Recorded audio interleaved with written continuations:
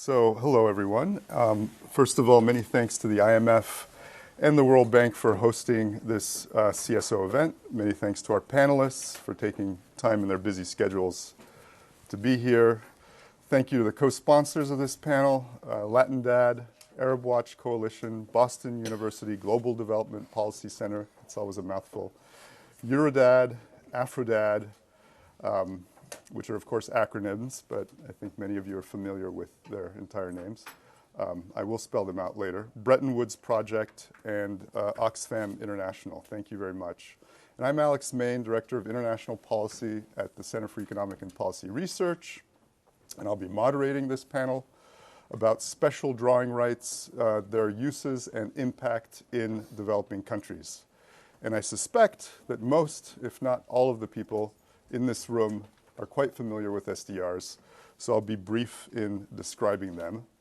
They are international reserve assets that are issued by the IMF when the Board of Governors agrees to do so with a vote of at least 85%. Their value is based on a basket of major internationally traded currencies, and they're allocated to countries according to the size of countries' IMF quota shares.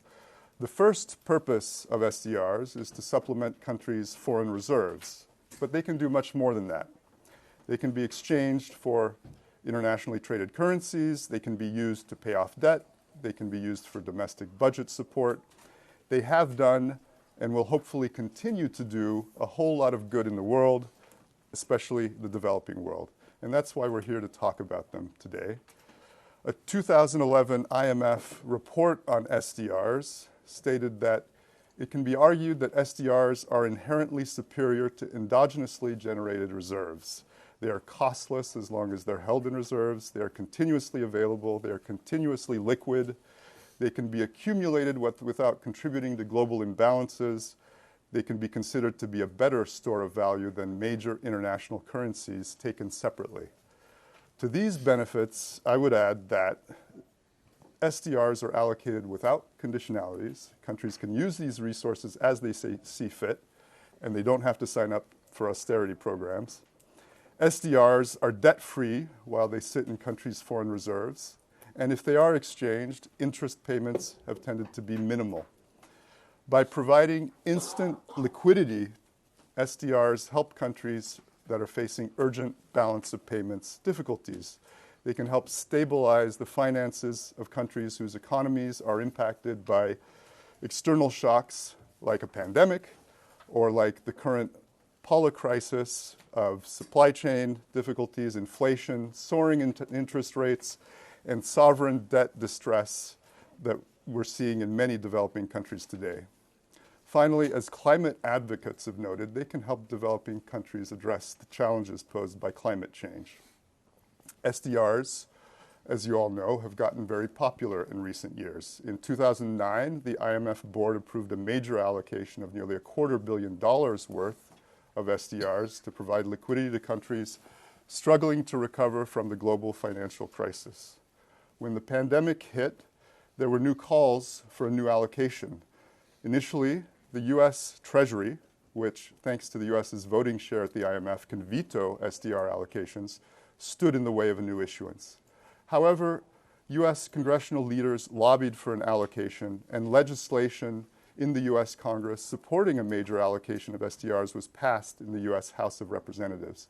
When a new U.S. administration came in 2021, the U.S. Treasury ended up joining the rest of the world in supporting an allocation of a record $650 billion in August of 2021. That allocation was highly successful by any measure. Dozens of countries used them to pay for essential imports, to pay off debt, and to buttress their finances.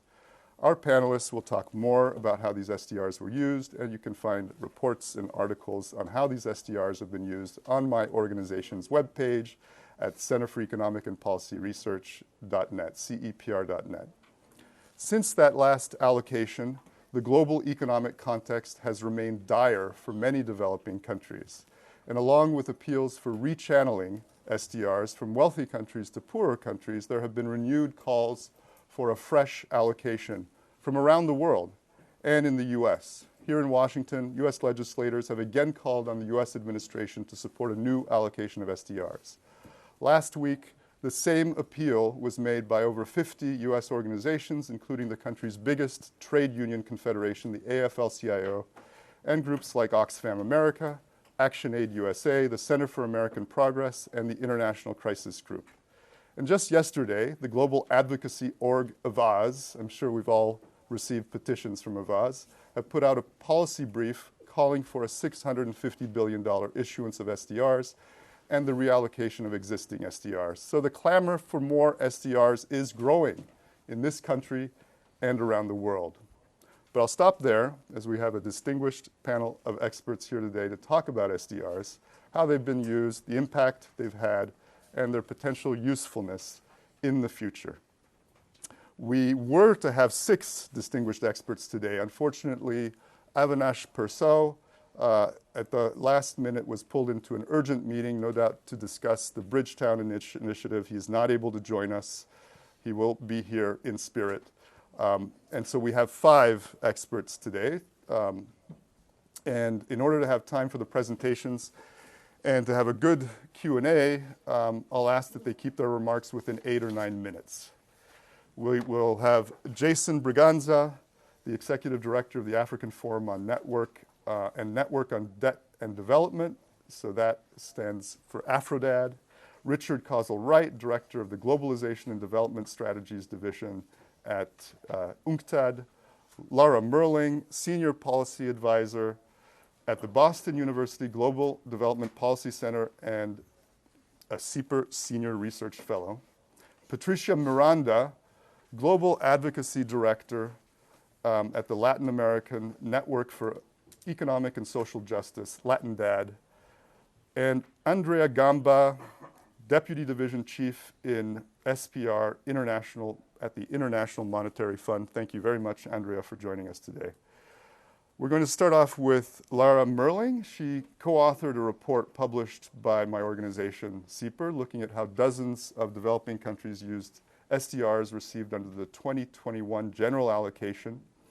And she recently co-authored with Kevin Gallagher a piece entitled "To Avert a Global Debt Crisis, IMF's Reserve Assets Need Greater Support," a piece in which the authors call on U.S. policymakers to strongly support a new issuance of SDRs. Lara, take it away. Thanks.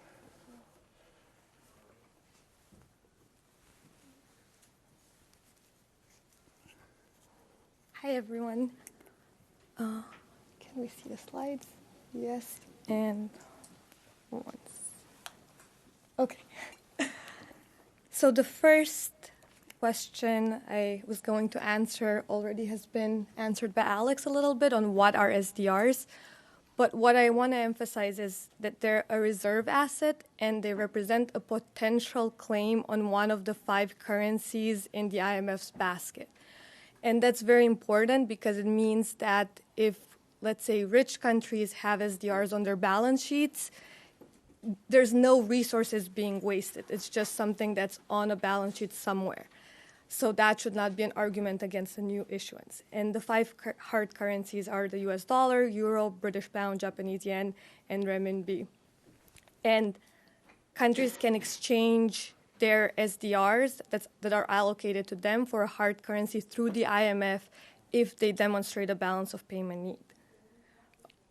The other important feature is that SDRs cannot be held by anyone. They can only be held by central banks and official organizations that are recognized as prescribed holders. How can countries use SDRs? And we, in the report that Alex mentioned, the 2021 paper, identified these 5 different uses, and some of them require doing nothing, even by getting an allocation of SDRs. It means that countries are getting these reserve assets on their balance sheet, so it strengthens their position. They can use it for fiscal purposes, and we identified many countries that did that during the pandemic. They can use it for new spending, and they can also be used to repay debt to the IMF. And then the only use that has some cost attached to it is if you exchange it for a hard currency, you have to pay the SDR interest rate on the SDRs you've used, but there's no maturity or no need to immediately repay the SDRs. And the SDR rate used to be very low because it matches the interest on those five currencies, and it's now only higher because of the actions in advanced economies. And as Alex also mentioned, decision to allocate the SDRs needs 85% support. At the IMF, the US alone has 16% of the votes, which means without the US on board, there cannot be a new allocation. And the US could support allocations under roughly 650 billion, which is what happened in 2021, without congressional support if US Treasury decides to do that. And once SDR allocations are decided and voted on, they are distributed based on the quota shares that countries have at the IMF, which is why we will see the uneven distribution. And this is just a reminder if anyone needs a refresher on how much bigger the US voting power at the IMF is than everyone else's. So if we look at the 2021 allocation, in this graph we can see by specific aggregates that we looked how much of the allocation went where. And we see that for emerging and developing economies, if we exclude China, we have about 210 billion from the allocation that went there, and a lot of it did go to advanced economies. However, even though it was a very uneven distribution, and we might think that the fact that 440 billion went to countries that didn't need them might be a waste, if we compare this allocation to other forms of relief and support that countries received during the pandemic, it's much larger, but it's still nothing compared to what this graph shows is the percentage of GDP advanced economies spend on the pandemic report. That's the yellow line, so that's what it would have looked like if EMDs would have been able to spend the same amount. Then next we have the SDR allocation for low and middle income countries, then the countries that were eligible for the SSI, and also how much they got suspended through that, which was also not relief, just a suspension. And then the last one is the catastrophe containment and relief trust countries that got some debt to the IMF forgiven through this trust, and we can see how much that was and still less than the SDR allocation. This is now from a map from the update that just Kevin Cashman and Andres Arauz did without me, but it's the most up-to-date data that by July 2022, 105 countries had used their SDRs, and what we can see is that actually the use is based on need, and we see that it is mostly developing countries, and actually there's only one country that's an advanced economy that used SDRs, and that's Greece for a repayment to the IMF, a small amount of their allocation. And this is by July 2022, by income groups, how much of the allocation was exchanged by the different countries. You can also find these on the website and in the report, so no need to go through them. But this is by regions, and what we can see that sub-Saharan Africa, even though they didn't get a large amount of the allocation, what they did get was spent. So by July 2022, the take-up rate of using those SDR was over 90% for sub-Saharan Africa. And then for the advanced economies, it's actually just the case of Greece and how much of their allocation they used for this one IMF repayment. And what we see now, and I'm sure my colleagues will talk more about this and in the context of the specific regions, that things are worse now than they were in 2021 in some ways, and the interest rate hikes that we see in advanced economies are causing a lot of trouble for developing countries. There's really large capital outflows because when interest rates go up here, the money that was flowing into all of these emerging and developing countries during the time of low interest rates is starting to flow out, and it's causing financial instability. It's causing exchange rates there to depreciate, and it's increasing the cost of borrowing and servicing debt. And for this is a graph from a UNDESA report recently, where they tried to estimate a little bit just the increase in debt servicing costs from depreciation of currencies, also showing how, as a percentage of revenue, debt servicing has increased a lot in 2022 compared to 2019.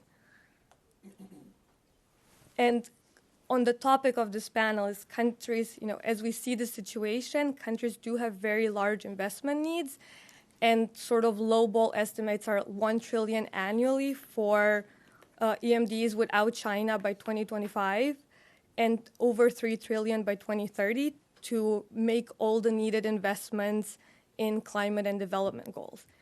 And that's where, when we get these amounts, we hear a lot of proposals on how can they attract the private capital or private savings to get those investments. And there's, a lot of questions there on what that would mean for development and development goals, especially if you try to get foreign investment for all the bankable and profitable project. It means that all your profits will also leave the country. So in some ways, it's not like more SDRs or a new allocation will solve all these issues or magically fix development, but it could provide a boost of reserves and hard currency for countries to pay some imports that they would need to undergo such a structural transformation. And the other thing I think that's very important to talk about is all the conversations about rechanneling versus a new allocation, which is we hear a lot that, okay, we have these hundreds of billions of SDRs sitting there unused, so why do we need a new allocation? And that goes back to the starting point of they're sitting there unused, but they're not really wasting anything if they're just sitting there. And most of the proposals we've seen in practice about rechanneling are through instruments that create debt. And high debt is already a very big problem, and a lot of countries are in debt distress. So that's not exactly what countries need. A lot of the mechanisms too have conditionality attached, and the example is the Resilience and Sustainability Facility set up by the IMF, which there's a lot of demand for apparently, but to go to that facility, you have to have an IMF program. IMF programs come with conditionality. A lot of that conditionality is often include based on fiscal consolidation measures or austerity measures and other proposals that are kind of not compatible with this big investment push that countries would need to undertake for development and climate goals. And the other thing that I want to also mention in terms of the amounts needed and also kind of what the RSF can offer is the norm there for borrowing is 75% of quota. A new allocation would give countries, if we go for 650 billion, it means that countries would get about 95% of their quota, debt-free, one time, all at once, versus an RST loan that gives you 75% of your quota for 20 years with a lot of conditions. So just kind of to repeat that, it means a new allocation of 650, 210 billion worth of reserves would immediately be received by all the other emerging and developing countries.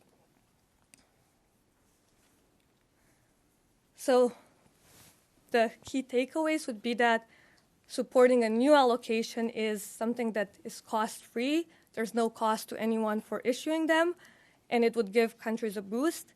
And even if there's this uneven distribution, that's because the governance structure and quota structure of the IMF is uneven. So that should not be used against developing countries and as an argument to prevent getting them more support. And it's still the most they've gotten, even in this type of distribution. And the fact that rechanneling is very, very different than a new allocation, and those mechanisms are not the same things. And even there, there's a pledge from the G20 to rechannel 100 billion worth of SDRs from what they got. And if it's going to go anything like the COP 100 billion pledge, we might be waiting for a long time to even see that happen. And then, as I said, it's not as if the SDR allocation would fix everything, and it still needs to be complemented by other measures and debt relief and a debt restructuring mechanism, or reform of the entire international financial architecture and the trade system. That's it.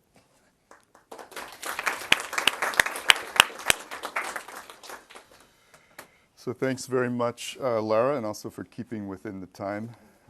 Next, we have Andrea Gamba from the International Monetary Fund. We're very appreciative of your presence, Andrea, and look forward to your remarks on SDRs. Thank you very much for having me here.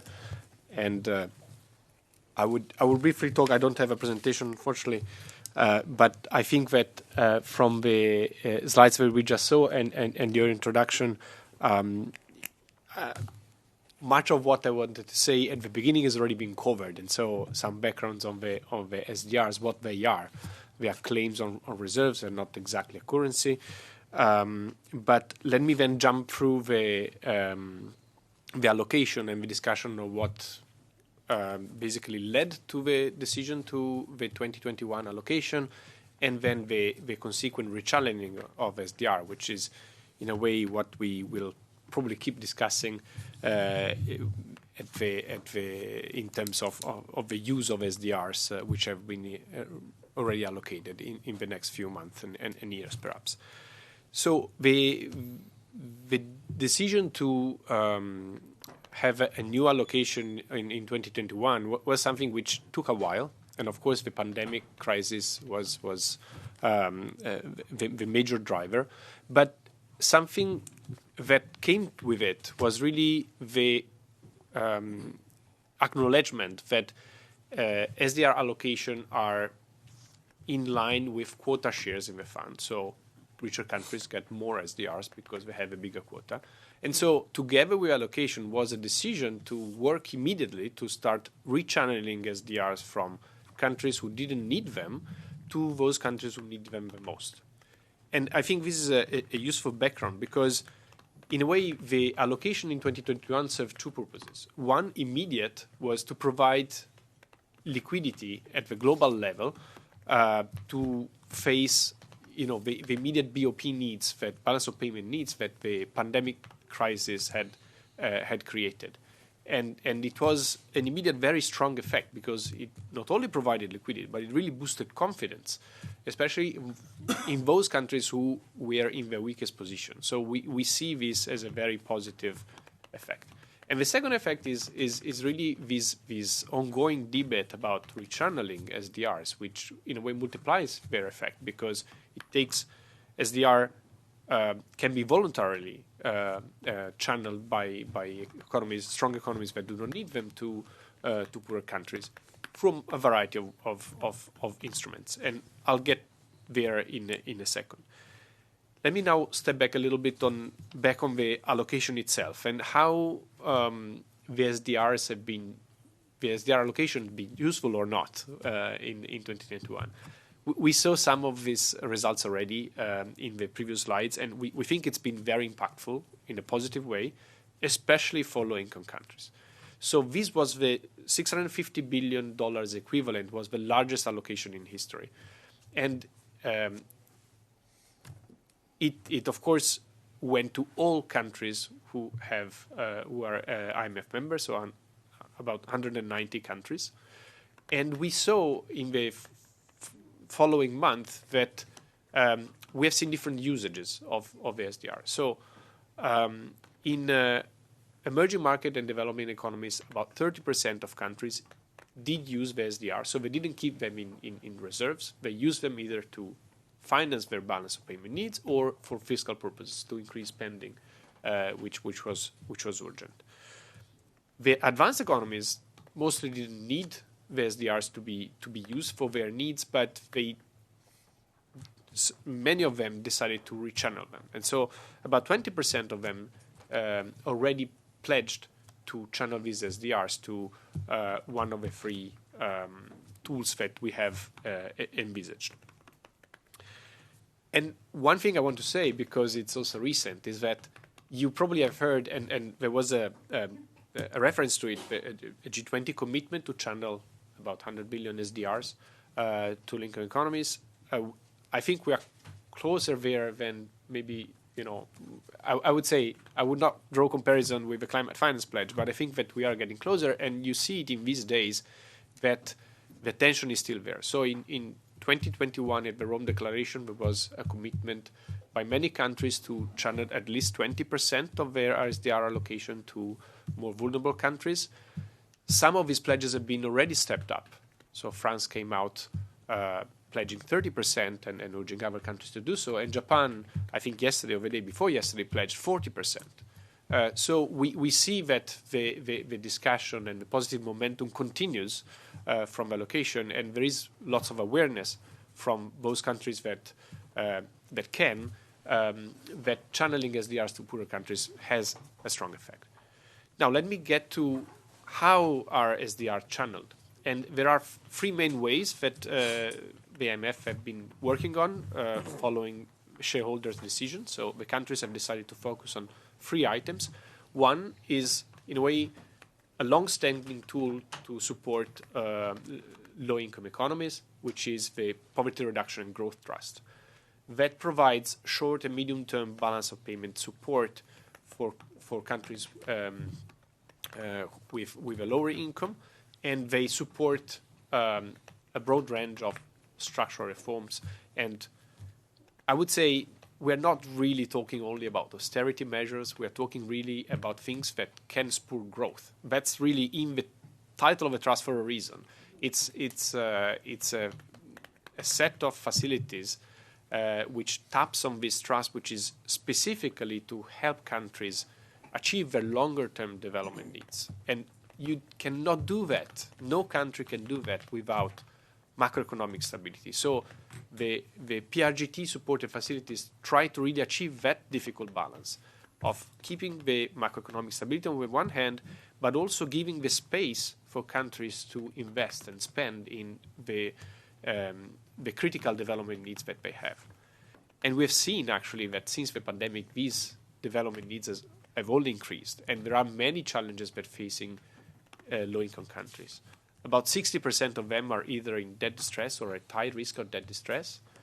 And, there are many estimates, but all of them concur that the pandemic has basically meant that the SDG target has taken a hit, and that to achieve them now on time, much more money is needed in the hundreds of billions, sometimes in the trillions, if you include like all development needs and climate needs. So the PRGT tries to do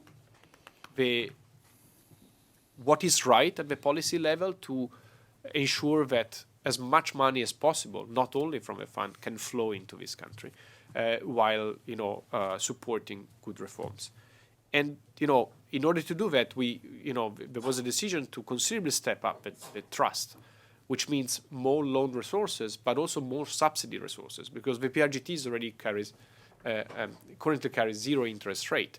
But in order to do that, there needs to be a kind of subsidy that helps us pay off these loans.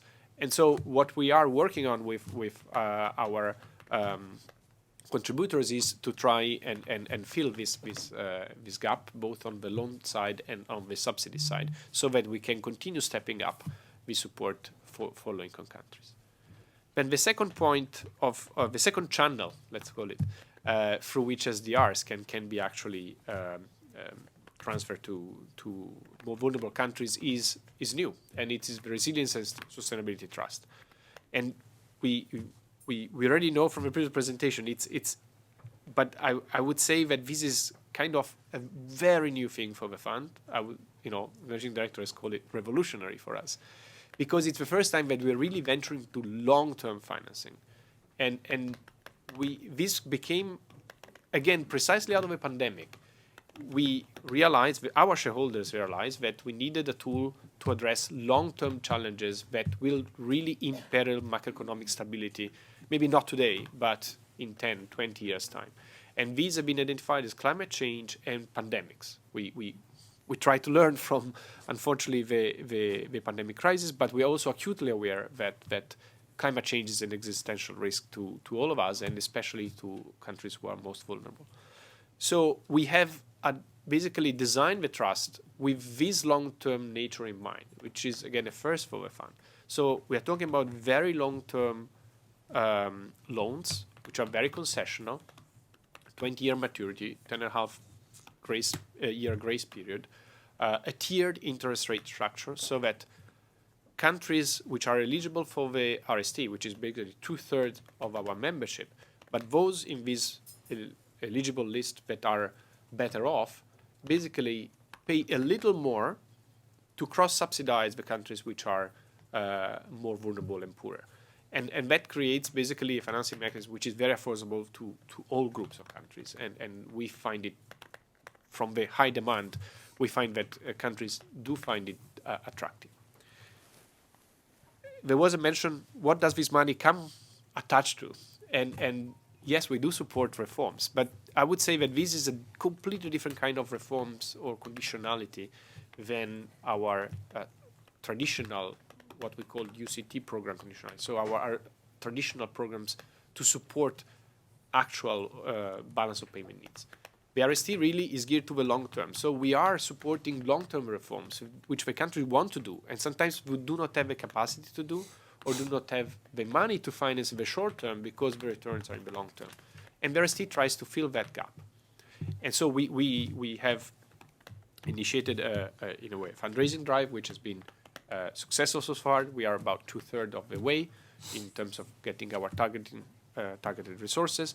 And we hope to get more from countries that have a strong external position. Let me quickly close on another channel for which SDRs could be transferred to a low-income country, which was something that was not the immediate priority because it requires a bit more time, but that we have been working on and supporting NDBs think about, which is precisely to transfer SDRs to MDBs, so that they could step up their operations and their lending capacity. And this is something that, in a way, is more designed at the MDB level, but we have given support to those financial organizations that have approached us to get some advice on how to structure this. And we have a proposal from the African Development Bank that basically meets some criteria to preserve the reserve asset status of the SDR by mimicking a little bit what the rather complicated structure that we have in the fund, which is based on encashment, so that the SDR which are put into this pool of resources can be called back if there is any urgent need, and the other contributors would support that need by putting cash in. But in terms of the use of these tools, this is something that the MDBs are working on, and we are, in a way, not really involved. But overall, we think that the allocation itself has been very impactful on its own merit, but that it also has the added merit that this channeling discussion and the debate on how make the best use of SDRs and how much of them to channel, what are the right tools, and what are the kind of financial conditions that should come with it, has been very positive, and so we welcome the ongoing debate and also today. Thank you. Thank you very much, Andrea. And for those who are standing, there is an overflow room, if you'd like to sit down, that's just next door with a video, I think a big video screen, where you can watch everything, should you get tired of being, standing up. So next we have, we're very honored to have Jason Braganza from AFRODAD, who has, over the last few years, advocated for a fairer distribution of SDRs and for scrutinizing the rechanneling of SDRs to ensure that it doesn't involve conditionalities that harm the poorest, that increase inequality or undermine gender equality. And, AFRODAD, of course, focuses on the issues of debt, in particular, in Africa. I think it's worth noting that last year the finance ministers of Africa joined together to ask for a new allocation of special drawing rights to provide the region with much needed liquidity. So Jason, looking forward to your presentation. Thank you. Thank you very much, Alex, and thank you all for making time. It's been a very busy week, I'm sure. But I think I'll start off my contributions really by not repeating what Lara mentioned in her presentation in terms of what special drawing rights are, but just to emphasize a couple of points with regard to the experience on the African continent. I think the first point of emphasis is to remember that the SDRs, in principle, continue to remain a short-term liquidity injection to deal with immediate crises or to help African countries deal with immediate crises that they are facing. And I think the global pandemic was a very good example of how special drawing rights in that sense can be a very useful instrument and a very useful tool. We did see that although albeit very little amount that came to the continent, in terms of the impact of stabilizing many countries, in terms of their currency reserves and central bank reserves, as well as creating that additional liquidity injection to support social protection programs that were protecting African lives at the time as being very important. But I think within that, the other impact area that we want to should be paying a bit more closer attention to is the fact that it is a short-term liquidity form of injection into the economy. And what it tends to do in the continent is to keep us in a constant mode of short-term planning and short-term reaction to what the continent is facing. And I think there is an issue there that needs to, for us, on this panel, and perhaps even as we continue talking about special drawing rights, to think about this idea that we are constantly dealing with short-term issues and not creating the space for us to deal with medium to long-term aspects. And in terms of policy making, but also in terms of what special drawing rights in their initial form has been defined, they're not meant to be debt-inducing. They're not meant to be, conditioned to any sort of policy conditionality or otherwise. So, and because they are short-term, they don't create the space or don't enable any sort of policy space or financing space to think about medium to long-term intervention. So, I think in terms of the benefits in the immediate term, yes, there are some of those that are happening, and I think many countries, from the work that AFRODAD has done in tracking SDRs on the continent, there were some of those immediate short-term benefits that did accrue. Another impact, of course, was the stability that special drawing rights provides in terms of currency reserves and central bank reserves. I think the point about giving confidence. I just thought you'd have just said gives confidence to the market, because essentially that's what it did in terms of the special drawing rights. But again, the reason I'm making that point is because a lot of the ideas around special drawing rights and the stability it's supposed to create is more about allowing the market to get to feel confident that the continent was stable, and that African governments could still then go back to capital markets and try and get resources and loans. And I think that is something that we need to think about when we're talking about long term and what that actually means. In terms of the more broader aspects, some of the conversations around the proposals of a new allocation, the rechanneling. One of the concerns we're having is that if there is going to be some form of rechanneling, is that in the initial sense, there is no debt that's being created. But then if it goes through an intermediary institution, so for example, the African Development Bank, you then have a problem, because the bank will then try to leverage the special drawing rights. At least that's my understanding of the proposal, which means it is a lending institution on the continent, which means it then becomes debt-inducing sort of further down the line. And I think that then becomes slightly problematic in terms of dealing with deeper systemic structural issues. So while whilst the special drawing rights on the continent has the potential to do that short-term liquidity injection and provide that stability, I think in the medium to long term, unless there are deeper systemic structural changes in how the global economy works, some of the proposals that are being put on the table are actually going to be debt-inducing, even though the language being used, or the political language being used for rechanneling proposals, is that it's not debt-inducing. And I think some of those nuances and those caveats are things that we as AFRODAD on the continent are encouraging some of our policymakers to pay slightly closer attention to. But that's also sort of take a bit more of an abstract view of what special drawing rights are in terms of political economy analysis and what it means then also for the African continent. I think because of the way the special drawing rights are allocated, it does continue to exacerbate and demonstrate the power inequalities and the power asymmetries that exist within the IFI's institutions. So again, the infographic that Lara showed, Africa is a continent that received the least cumulatively of special drawing rights, but the need was the greatest.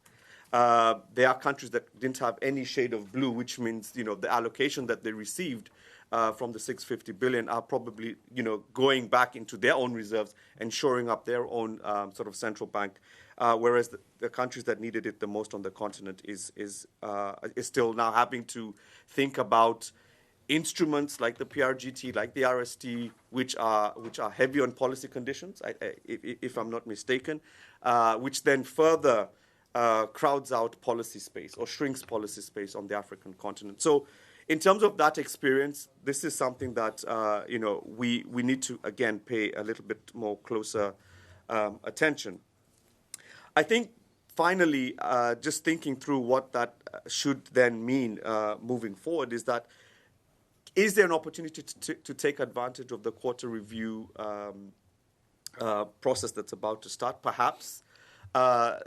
There might be some positive things that come out of there in terms of then how allocations are used in the future.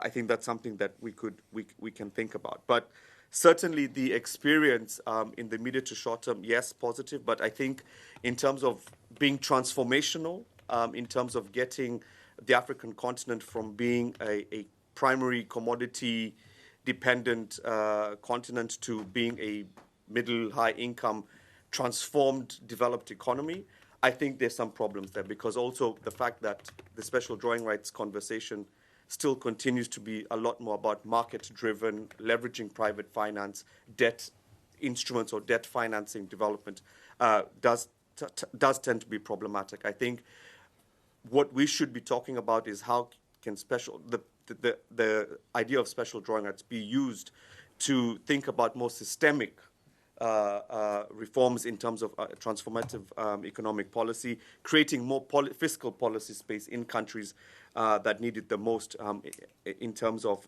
dealing with their challenges. So I think that has been broadly our understanding, our analysis on the continent of what special drawing rights had done during the issuance in 2021, and how then the conversation should be sort of dealt with as we go forward. Thank you. Thank you. Thank you, Jason. And to all our panelists, when we finish with the presentations, you will have an opportunity first to respond to the presentations of the other panelists, if you like to, before we dive into the Q&A. And for the folks that are still standing, just a reminder that there is an overflow room. Aldo has strong legs. He'll be fine, and I'm sure all of you do. But if you should want to go to the overflow room, it's just next door, and you'll be able to follow all of this from over there. And next we have Latin America. Patricia Miranda from Latindadd, and Latindadd was an early proponent of an SDR allocation at the beginning of the pandemic. In 2020, Patricia co-authored with Andres Arauz a paper entitled Latin America Needs Access to Resources Without Generating Debt, a New Issuance of SDRs. And she has been continuously engaged in advocacy on SDRs ever since. So Patricia is going to now give us a perspective from Latin America on SDRs. Thank you, Patricia. Thank you, Alex, and hello, everyone. I'm glad to be here. I have some charts in a PPT, so I would ask the IMF team if you could put them on the screen, please.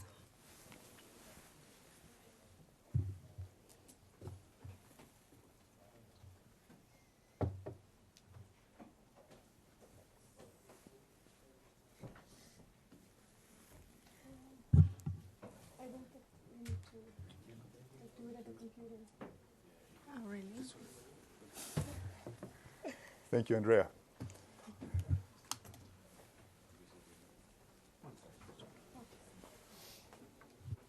There we go. Oh, there we go. Yeah. So now the clicker works. Thank you. Yeah. Present.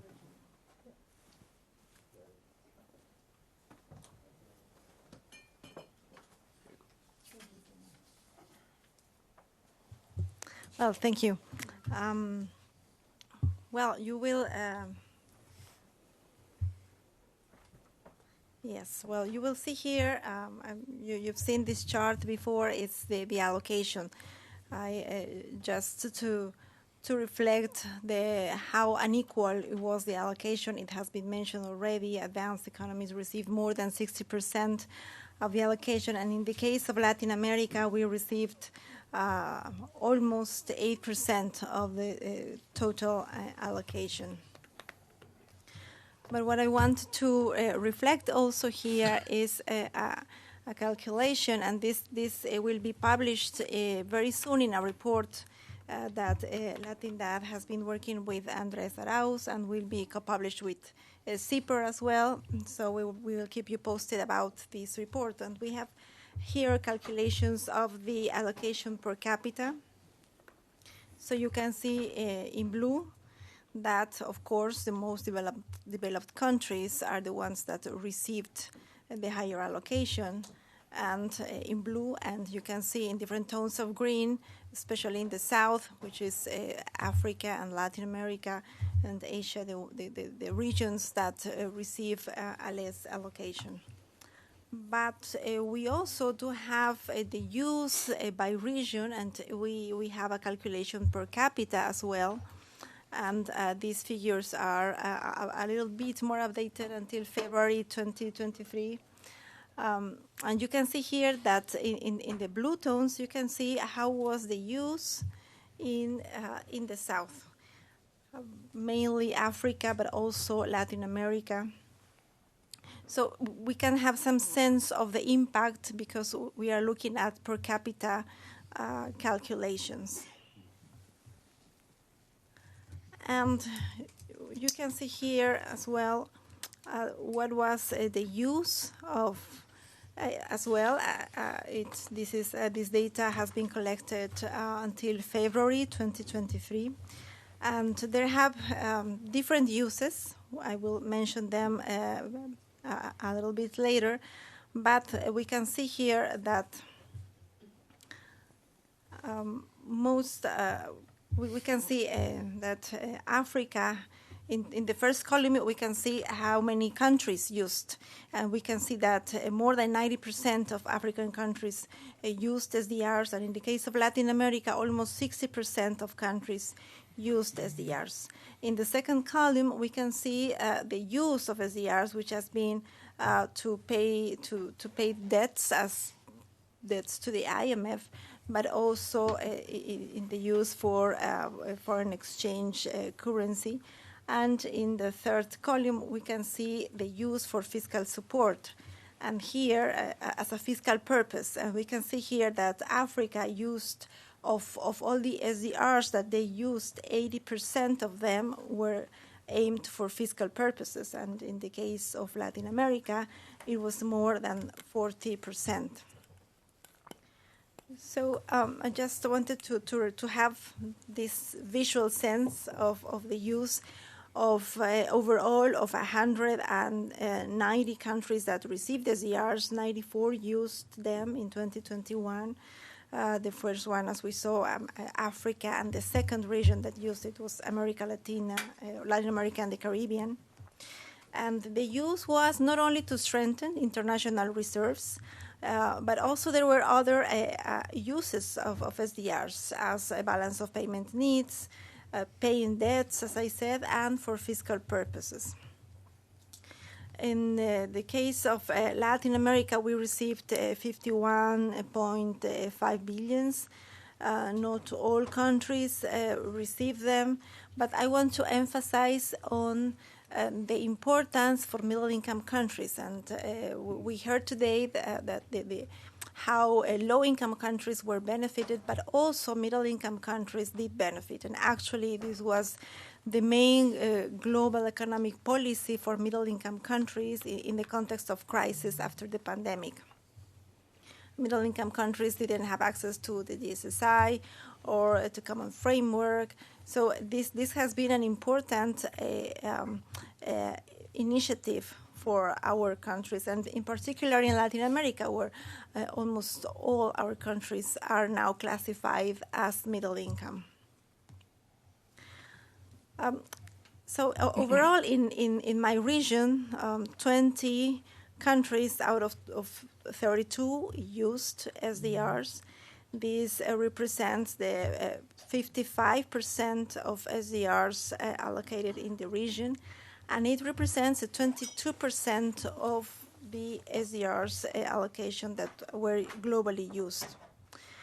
The use in my region was creative, and despite what was exactly the final use or destiny of SDRs, it contributed to reduce, for instance, austerity, because countries, instead of using its tax collections and tax revenues to pay debt or to tackle urgent needs that they had in their budgets, they could use SDRs. We have done a research in 3 countries in Latin America, Argentina, Ecuador, and Paraguay.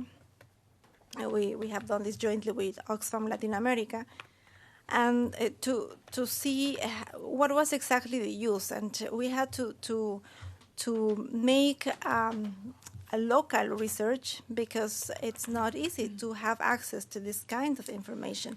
So in Argentina, SDRs were mainly used to pay debt, but they also had, in terms of the financial accountability, a creative use that also had an impact on fiscal ratios, in balance of payments, but also in paying off the debt to the IMF.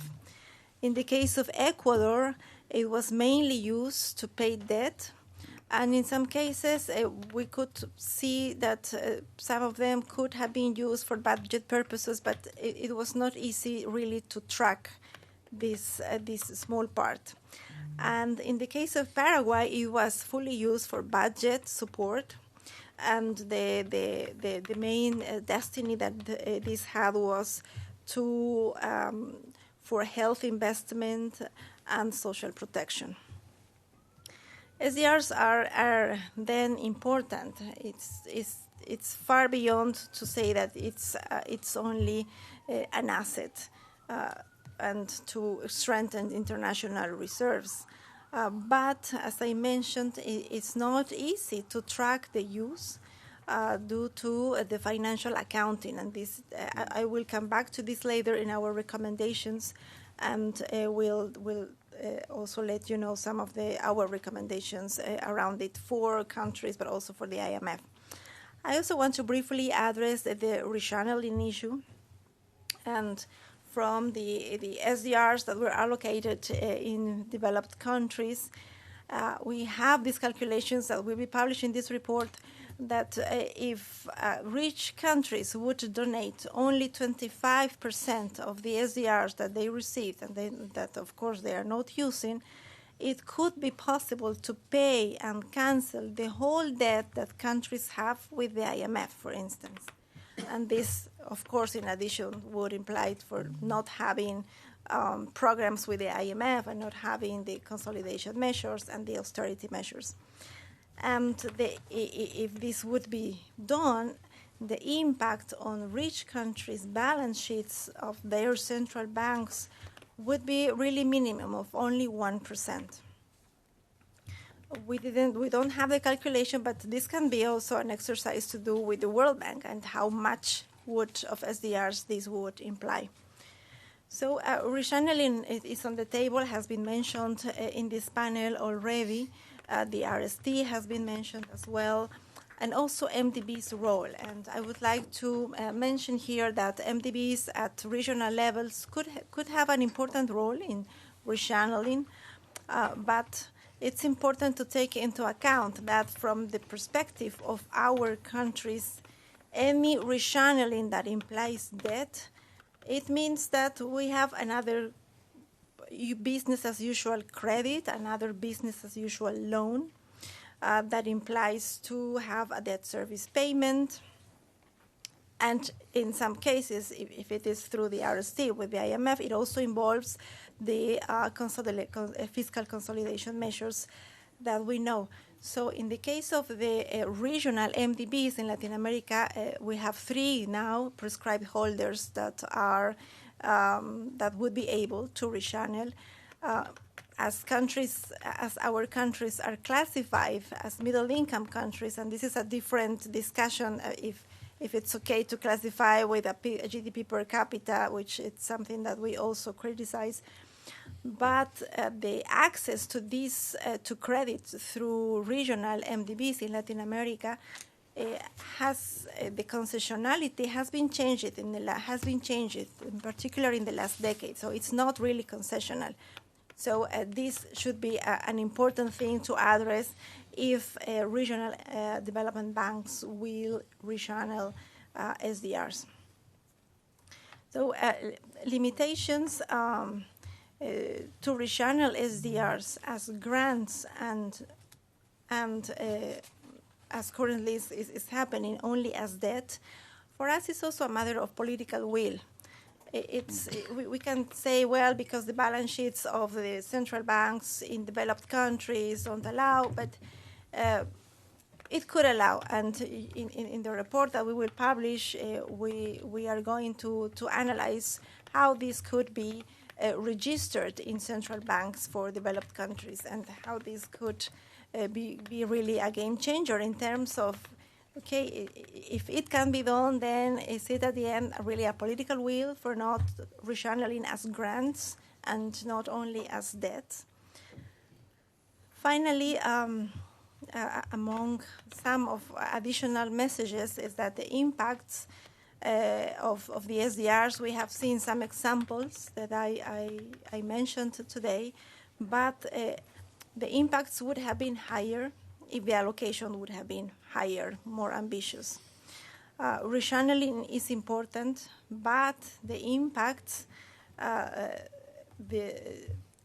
are reduced if they are rechanneled as new debt, as new loan in a context where debt is rising.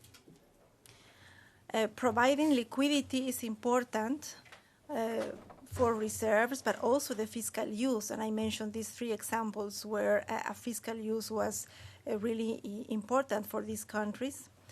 And it's currently is the main, has been the main access to concessional financing for our countries, the countries in our region.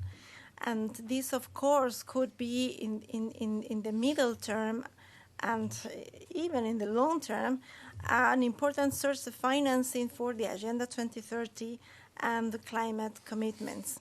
Latin America, 80% of the financing of the external financing that Latin America uses to fight climate change is with credits, and most of them are not concessional.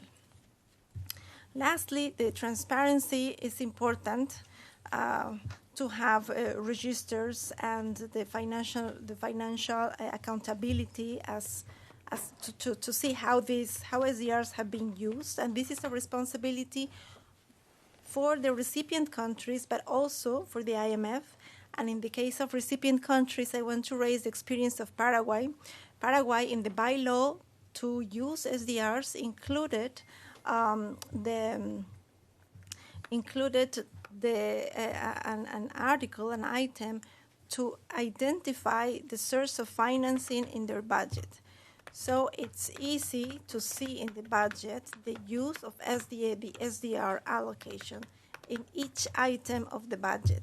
So this could be this is a good experience, and this could be a lesson learned for other countries for hopefully future allocations.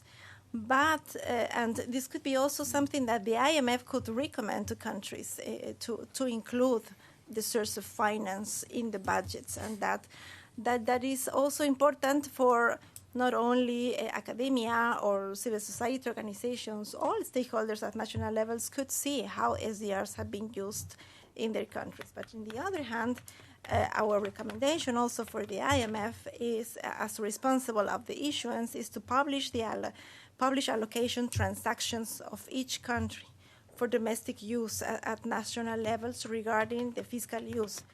And why? Because there is information, but there are also IMF credits that are disbursed with as SDRs because it is used by the IMF. So sometimes it's, when we see the information, it's hard to see if this is because of the use of certain amount of SDRs denominated in SDRs is because of the credit, or it's coming from the allocation. So it would be also important to have a more disaggregated information from the IMF. I will stop here. Thank you.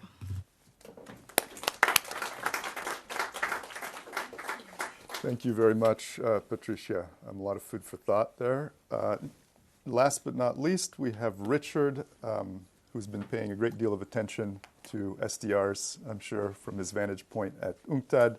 UNCTAD's last extremely informative and valuable trade and development report discusses how SDRs benefited countries during the pandemic and calls for a fairer and more permanent use of special drawing rights to ease balance of payments constraints and reduce fiscal pressures.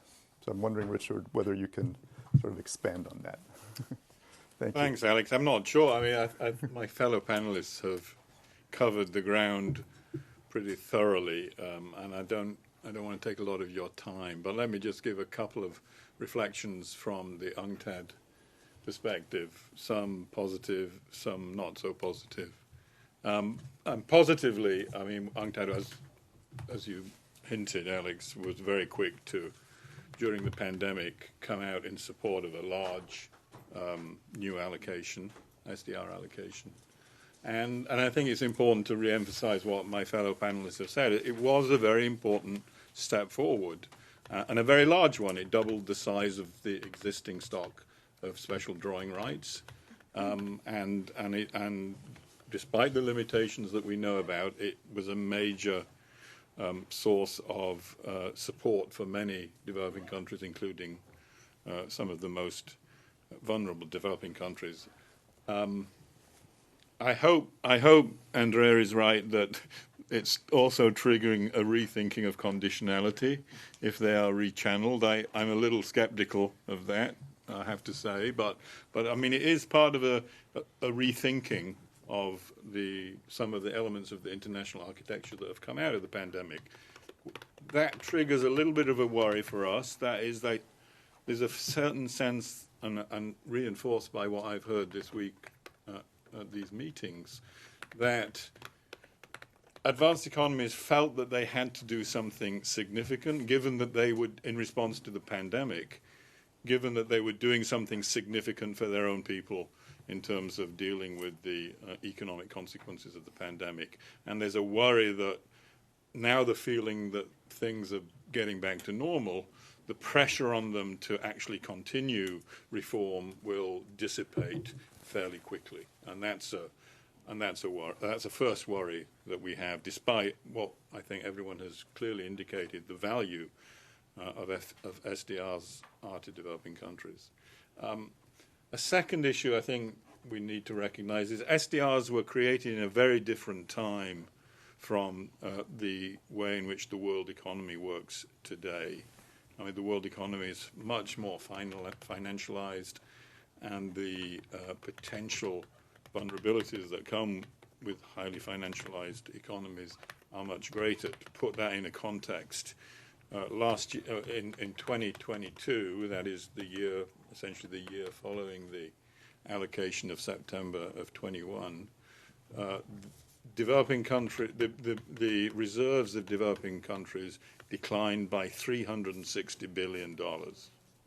And the allocation of SDRs was something like $230 billion. So the actual allocation itself came nowhere close to covering the rapid reduction of developing country reserves as a consequence of vulnerabilities to highly speculative, short-term, exit-prone capital flows, compounded in many cases by the impacts that have on developing country currencies that can trigger the kind of vicious circles that developing countries are particularly worried about at the moment. And I think that kind of underscores Lara's point that SDRs are important, but they're not a panacea to dealing with the kinds of vulnerabilities that developing countries currently face, and then any discussion of SDRs needs to be nestled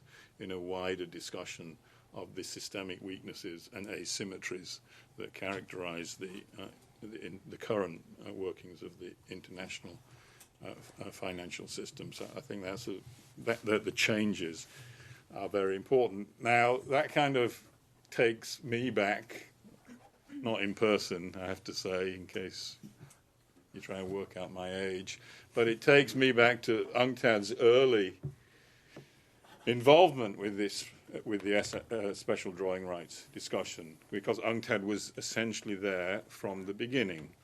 SDRs were initially seen as an instrument solely for advanced economies, the group of 10 that kind of were thinking about the original, the use of SDRs in the early 60s. Advanced economies. It was essentially UNCTAD from 1965, which was the first time UNCTAD got involved in the SDR discussion, was able, I think, to ensure that at least it would be a tool that would be providing a source of liquidity for developing countries as well as advanced economies. It was a classic UNCTAD argument. You know, UNCTAD understood that and was created to understand that as developing countries seek to grow, and the growth target back in the first UN development decade was 5 to 6%, and if countries were to hit that target, they would very quickly run into a balance of payments constraint, and that could very quickly thwart any sort of prospects of a long, sustained growth process which they needed as part of meeting development goals as defined back in the 1960s. So UNCTAD, I think, was very successful in ensuring the wider coverage of SDRs. We were very unsuccessful because we argued it strongly at that time, as we're still doing 60 years later, that you need to decouple SDRs from the quota system if you're going to have a very effective tool that could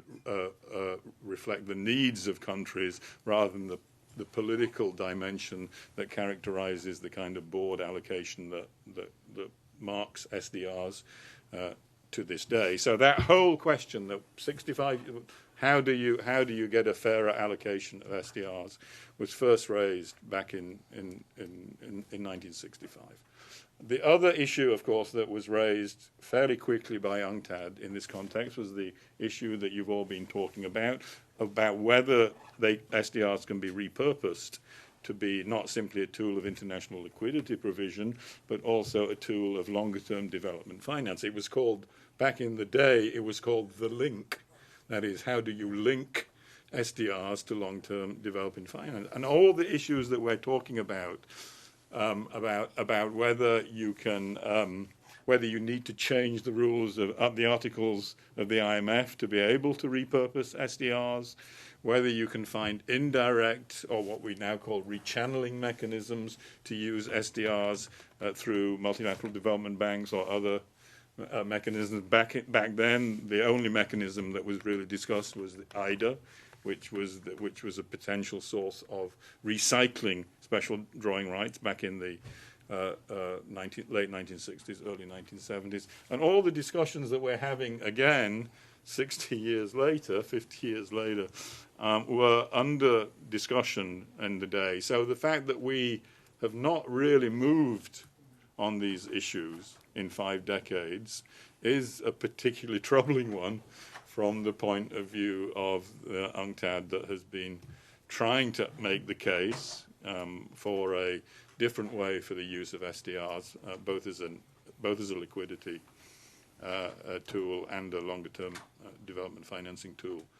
It's something I think we need to think hard about in terms of what the politics behind special drawing rights are and the kind of alliances that need to be built to ensure that they can, and UNCTAD has always strongly believed, that they can be a much more powerful tool, financing tool for developing countries than they've tended to be over much of their history. So I think we would we welcome the suggestions and the proposals that have been made, but we do see not just technical issues that have to be overcome, but there are technical issues, but also fairly deep-rooted political issues that need to be discussed in a fairly open and frank manner if they're going to serve the purpose that I think they should be serving. So let me leave it there.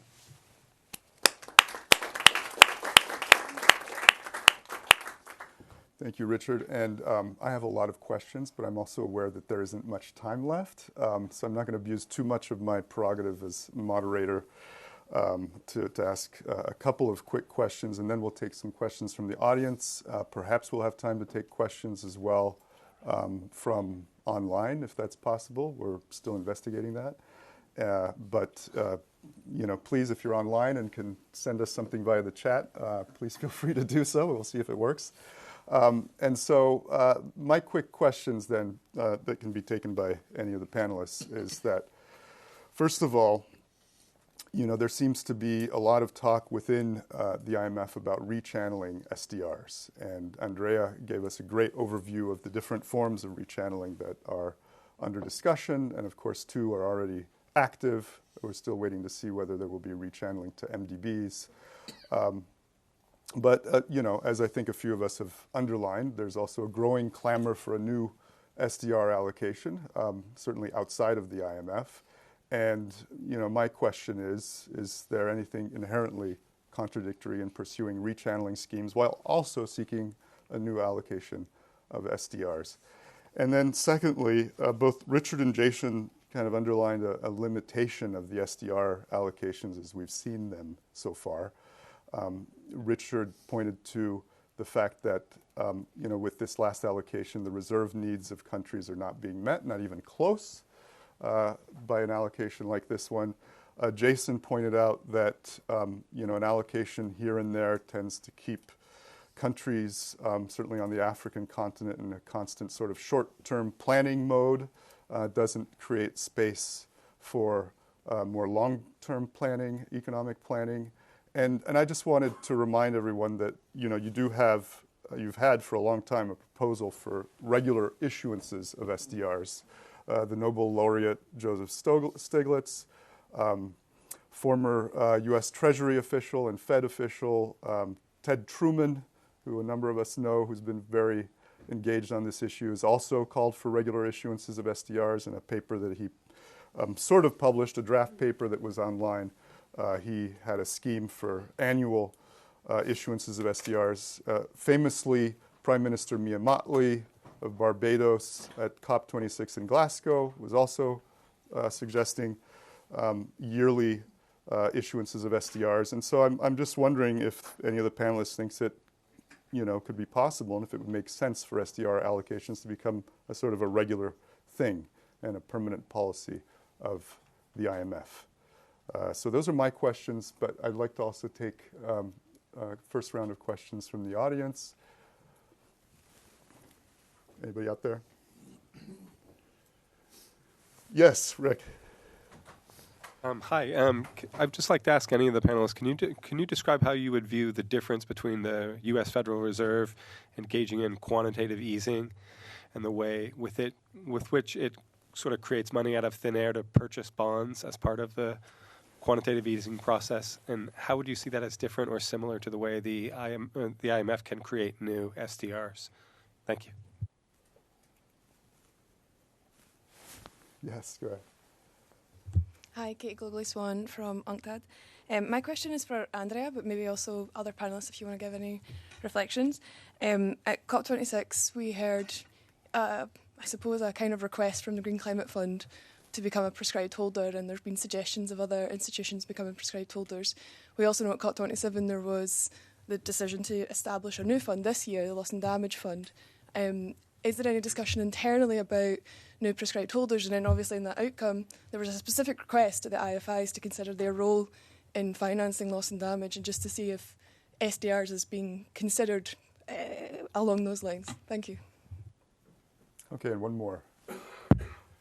Yes, in the back, thanks. Hi, I'm Mona Ali from State University of New York. I had a question for you, Mr. Gamba, about this idea that France seems to have embraced yesterday about the SDR bond. And in my view, it was sort of connected to the Paris summit. So I'm wondering if that's going to be rechanneling European and US SDRs, that's about 300 billion, to that new loss and damage facility.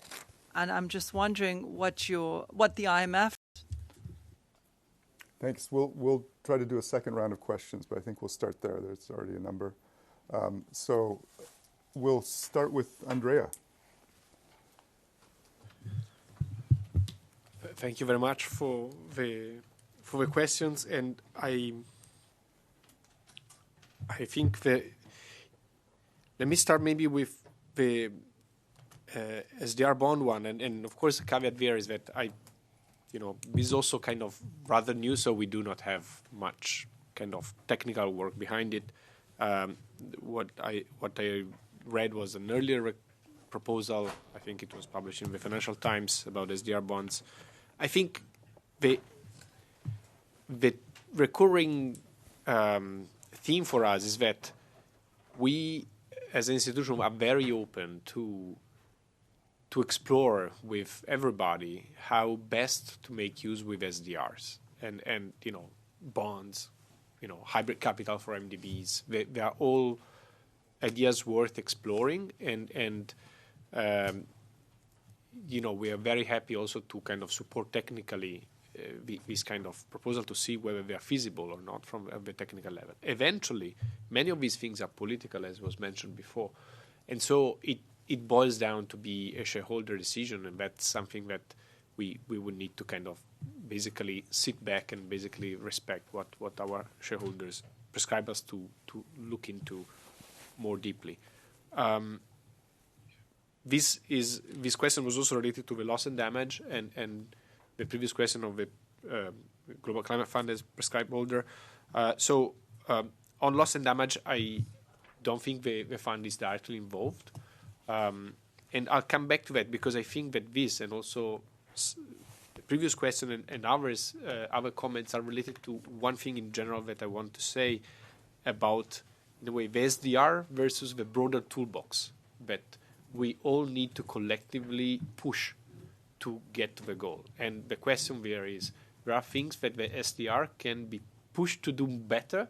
There are other things that the SDR is unlikely to be able to deliver quickly from a purely technical standpoint. And this is really beyond any kind of political or kind of even moral consideration. We need to play with the cards we have, and the SDRs are right now difficult to be conceived as a grant, for example, because they're part of reserves. And so it's not really a matter of IMF articles of agreement, but rather the national legislation that if it is a reserve asset, that's why it's so complicated to channel them and to use them. So it's if there are ideas how to make them grants, it's again we would be open, but really this is more a matter of trying to get an agreement with at the national level of what constitute reserves and what not, and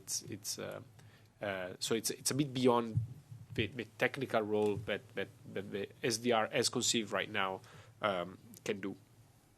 And On the prescribed holders, we have new prescribed holders. I think as of in the last 3 months, we had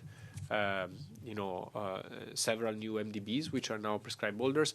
We are in talks with others who are likely gonna submit an application to become prescribed holders, and we're gonna assess them. So this is an ongoing process. There is no deadline in a way, and so as we receive the application, we consider them and we talk to the institution at a technical level, and so we will be able in a position to assess them in the coming month.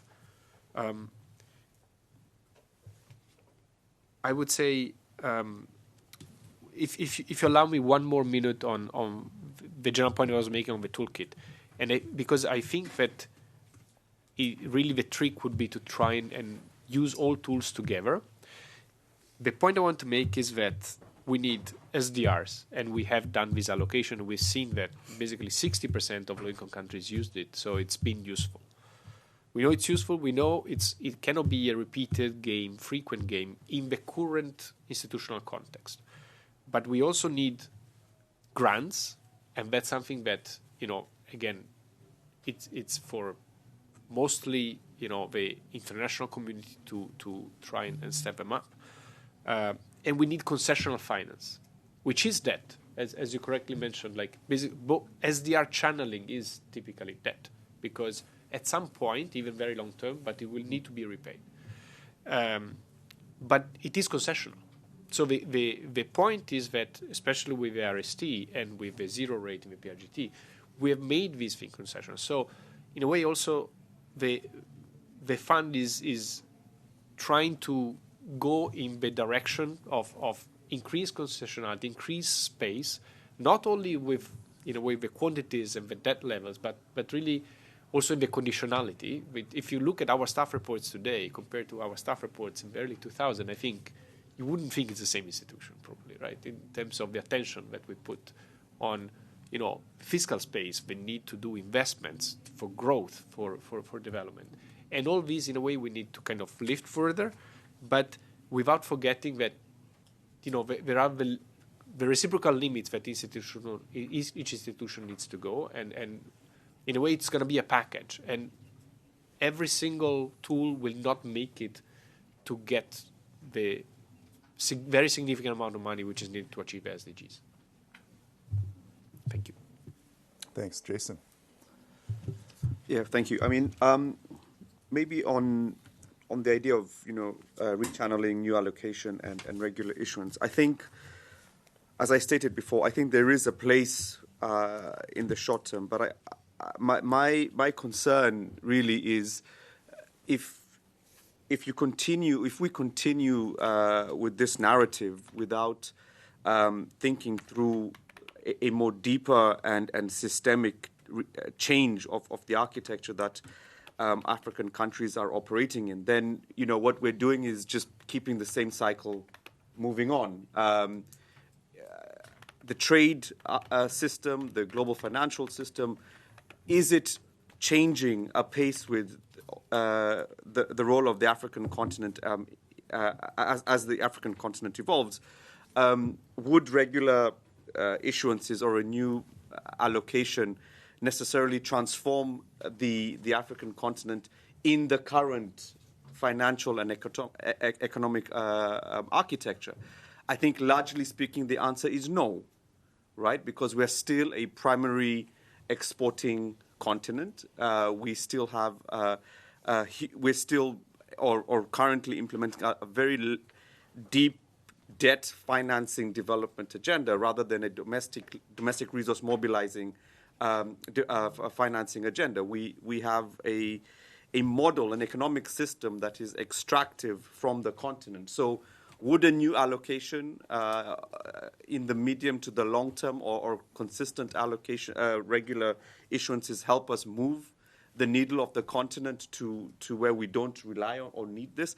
I think, broadly speaking, the answer is no. But in terms of crisis, is there a role for special drawing rights on the continent? I think the evidence indicates that there is. But I mean, we do need to move the conversation away from the short term, the elastoplast approach to Africa's transformation. I think the continent's role in global economy and global finance has changed dramatically over several decades, and therefore the architecture within which it is interacting needs to also reflect those changes.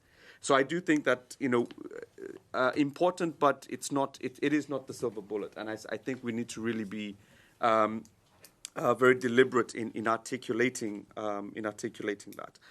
I think on the broader conversation around climate and the loss and damage, this and so on. Again, let's also see this as an opportunity where there is a convergence on issues of finance.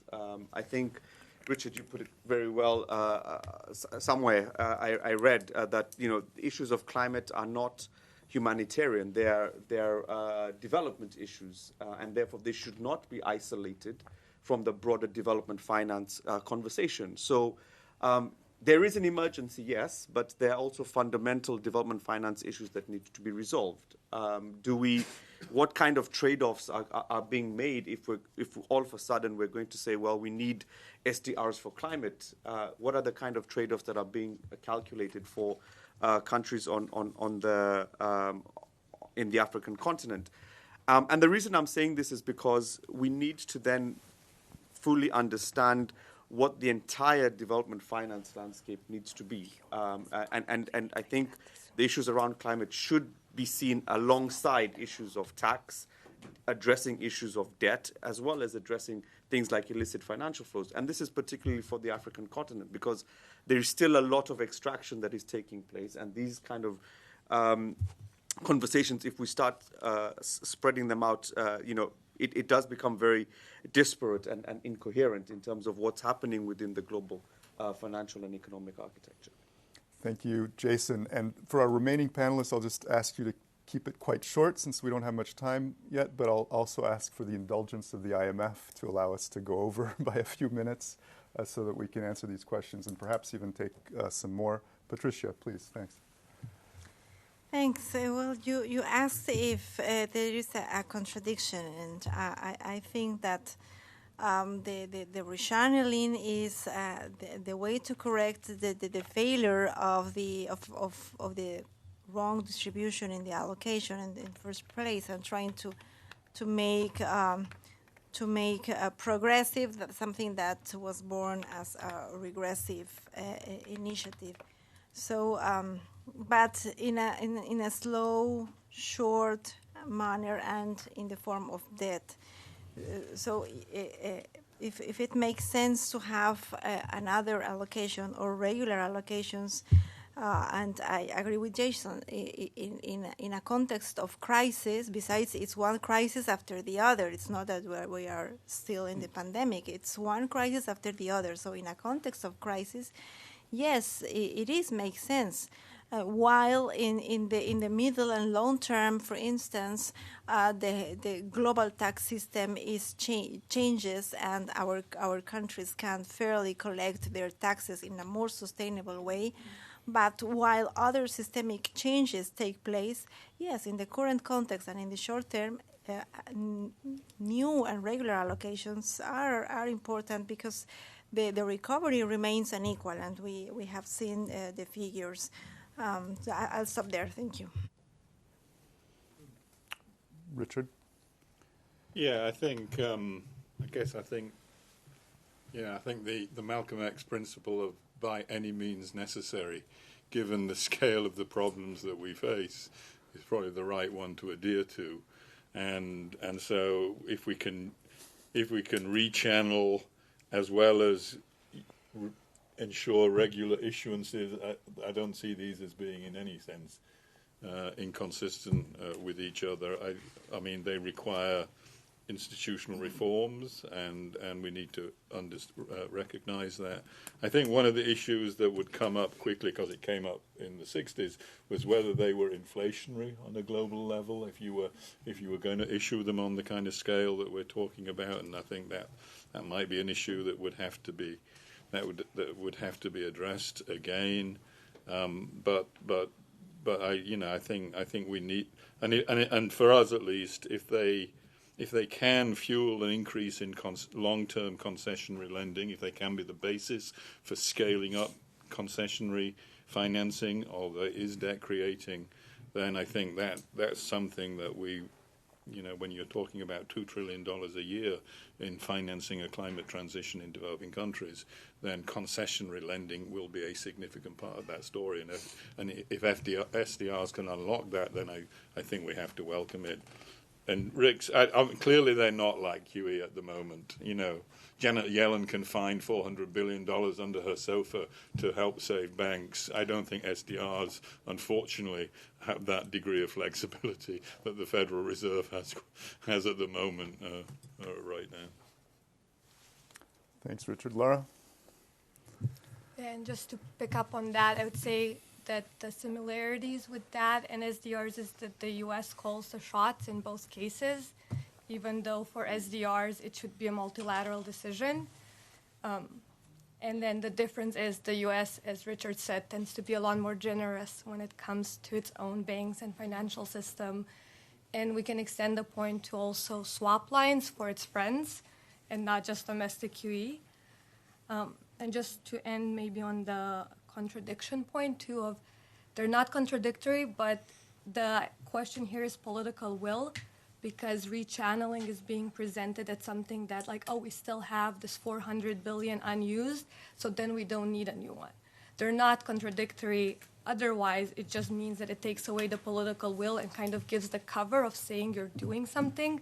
But my point was that what you're doing is actually extremely different, because you're taking something that has no conditionality and is debt-free and turning it into something that is more debt. Thanks, Lara.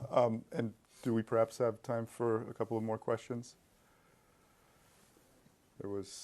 Yes. Yeah, thanks. I'm John Sword with the Bretton Woods Project, and we may not get to the bottom of this just now, but I was struck in the presentations in terms of the evidence showing, this mismatch. On the one hand, the allocation is properly targeted in the sense to low and middle income countries who use them as a buffer for the COVID-19 crisis. But in another sense, you have this large amount of SDRs sitting on balance sheets of countries who don't really need them. So I just wanted to sort of link this to your question, Alex, about this notion of regular allocations, and maybe linking back to Richard's point about UNCTAD's longstanding proposal for SDRs as a source of development financing.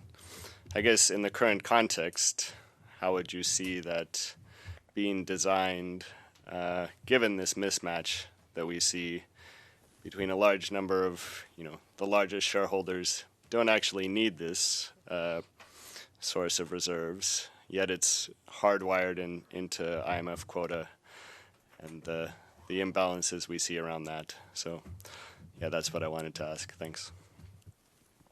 Anyone else? Yeah, in the back. Yeah, thank you. Benjamin Sanchez of the Department of Treasury.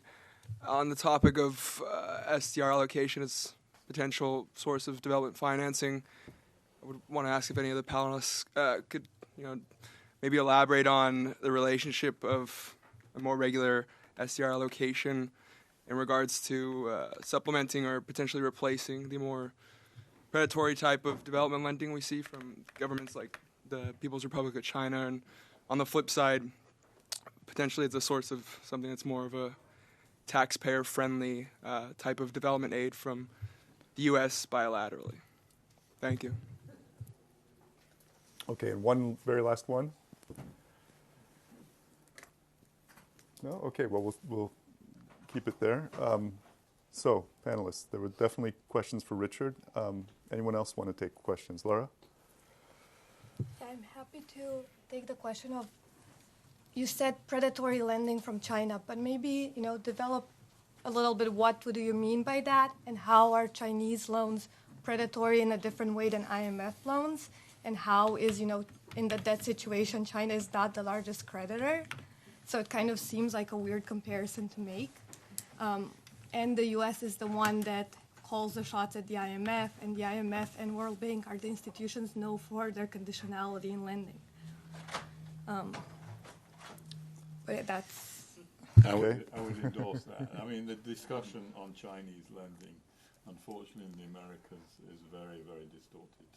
I mean, Sri Lanka being the classic case, I mean, you've got to take a serious look at the Sri Lankan case and an objective look at the Sri Lankan case, because the kind of simplistic classification of Chinese lending as predatory is highly misleading and unfortunately just sours the discussion about what China does need to do, which is to restructure some of these debts along with private creditors and advanced economy creditors. So it's an unfortunate, I think, use of the language we need to move on from that, really. I don't have an answer to, unfortunately. I mean, I do like the proposal that the African development. I mean, that's an interesting proposal. I don't know where it stands. They are an accredited holder, and I think there are real opportunities there using some of the regional development banks to scale up. I think that, and I haven't followed it closely enough to know where their proposal stands more broadly, but whenever I've listened to it, it seems like something that the IMF should take seriously. So I hope you are. I don't know if you are or not, but I hope you are. Just to say that, confirm that we are, and we did in a way work with the African Development Bank, and we came to the conclusion that the design that we saw it does not raise concern in terms of keeping the SDR as reserve asset, which is a critical hurdle that basically any financing tool based on SDR needs to keep, because otherwise you would not have willingness by many shareholders to give it, because they are constrained by their national legislations. But on where it stands in terms of then how it is structured, in terms of then delivering the products to the countries, in terms of the financial packages, that I wouldn't know, and it's something that surely the AFDB is working on. Okay, thanks. Anyone else? Okay, great. Well, I'd like to thank the panelists. Let's give them a quick round of applause. Thank you. This was a very rich discussion. I think there was a lot of consensus on the panel and with the audience on the usefulness of SDRs. I think near consensus on the importance of more allocations of SDRs, although Andrea didn't take a strong position on that. And a few disagreements here and there on China and so on, but we are in Washington, D.C., and that was to be expected. And so I'd like to thank you all for being here. The whole video will be up online, I believe, so you can go back if you want to watch this again. And at CEPR, we might try to do a transcript and put that up on our website. So look out for that as well at CEPR.net. Thanks very much, everyone.